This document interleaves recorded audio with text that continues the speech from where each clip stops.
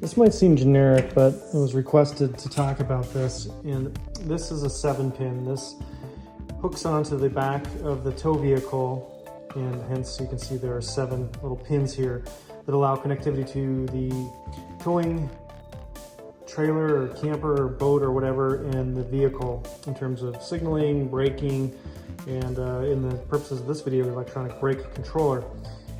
This here is a runaway deal.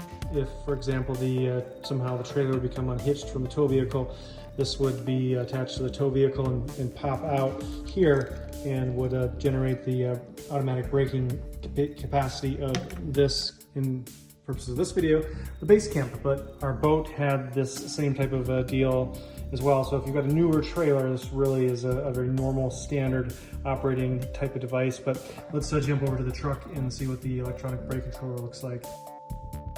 So this is about as best as I can get it, but this is the electric brake controller, electronic brake controller. This here is the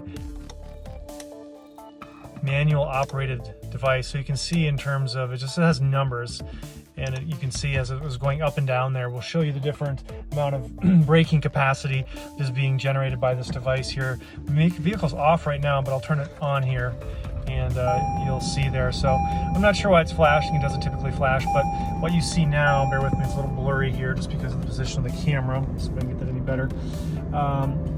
There's nothing attached to it. So it typically, when it is attached, as I depress the brake, it'll show a set number of whatever units of braking, so to speak.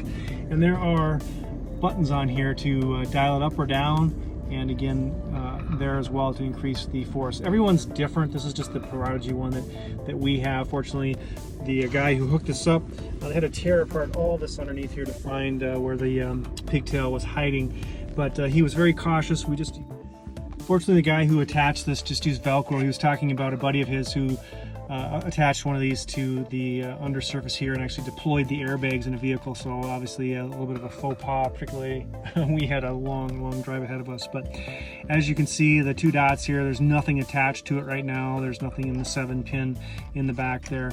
And as I showed before, this is just the manual braking. So particularly going down a hill, I don't have a huge desire to brake the vehicle and lose the generated momentum in terms of gas mileage, and I might use this device to slow the trailer a bit, or particularly if the trailer starts to shimmy or sway back and forth, just a little touch here is often enough to straighten it out. So obviously everybody has a different way of using these. You'll have to find your own comfort level for sure, read the owner's manual, and talk to the person who installed this if you didn't do it yourself. So hope you found that helpful. Let me know if questions.